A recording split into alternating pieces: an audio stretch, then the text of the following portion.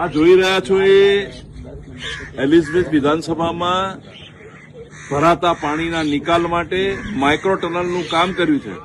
પહેલા 450 મીટરનું કામ પૂર્ણ થયું છે. આ મશીન બહાર નીકળ્યું છે નદીમાં. રંગસાગર ફ્લેટથી અહીંયા સુધીનું 450 મીટરનું માઇક્રો ટનલનું કામ 1800ની માઇક્રો ટનલનું કામ પૂરું થયું છે. અહીંયા આગળ છેવાડે 2000ની લાઈન રાખી છે.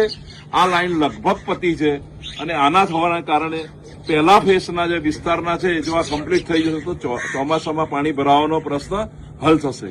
બીજો ફેઝ આંબેડકર